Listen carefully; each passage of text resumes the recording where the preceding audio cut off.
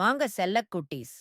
இன்னைக்கு நாம ரொம்ப வேடிக்கையான ஒரு குரங்கையும், ரொம்ப புத்திசாலியான ஒரு பலா மரத்தையும் பத்தி ஒரு கதை கேட்கப் போறோம். ஒரு பெரிய காட்டுல ஒரு உயரமான அழகான பலா மரம் இருந்துச்சு. அந்த மரத்துல நெறைய பெரிய பெரிய பலா பழங்கள் தொங்கிக்கிட்டு இருந்துச்சு. அந்த காட்டுல ஒரு ரொம்பவே குறும்புக்கார குரங்கு இருந்துச்சு. அந்த குரங்குக்கு எப்பவுமே சேட்டை பண்ணிக்கிட்டே இருக்கணும். அது என்ன பண்ணும் தெரியுமா? தினமும் பலா மரத்து மேல ஏறி, அங்க இருக்கிற பலா பழங்கள சும்மாவே கிள்ளி கீழ போட்டுடும். பலா மரத்துக்கு ரொம்ப கோவம் வரும். வருத்தமாவும் இருக்கும். ஆனா, அது பொறுமையா இருந்துச்சு. ஒரு நாள், வானம் திடீர்னு இருண்டு போச்சு. பெரிய புயல் வரப்போகுதுன்னு தெரிஞ்சுச்சு. காத்து ரொம்ப வேகமா அடிக்க ஆரம்பிச்சுது. மரங்கள் எல்லாம் ஆட்டம் கண்டுச்சு. காட்டுல இருக்கிற எல்லா விலங்குகளுக்கும் ரொம்ப பயம் வந்துச்சு. புயல் ரொம்ப பலமா அடிச்சுது.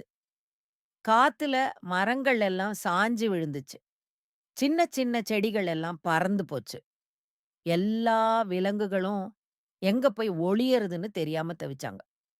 அந்த குறும்புக்கார குரங்குக்கு கூட ரொம்ப பயமா இருந்துச்சு.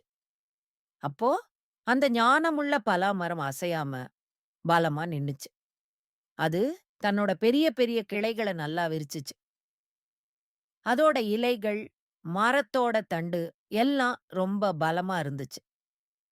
அந்த குரங்கு உட்பட மத்த சின்ன சின்ன விலங்குகள் எல்லாம் பலா மரத்தோட அடியில போய் பாதுகாப்பா ஒளிஞ்சுக்கிட்டாங்க. மெதுவா புயல் அடங்குச்சு. காத்து நின்னுச்சு.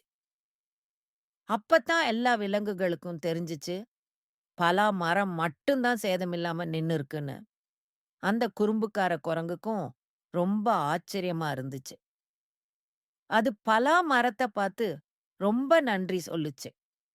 ஞானமுள்ள பலா மரம் சிரிச்சுச்சு. தன்னோட பொறுமையாலயும், பலத்தாலயும் அது எல்லாரையும் காப்பாத்துச்சு. அப்போ இருந்து அந்த குறும்புக்கார குரங்கு பலா மரத்த மதிக்க ஆரம்பிச்சுது. ஒரு ஞானமுள்ள நண்பர் இருந்தா, எல்லா ஆபத்தையும் கடந்துரலான்னு இந்த கதை நமக்கு சொல்லுது.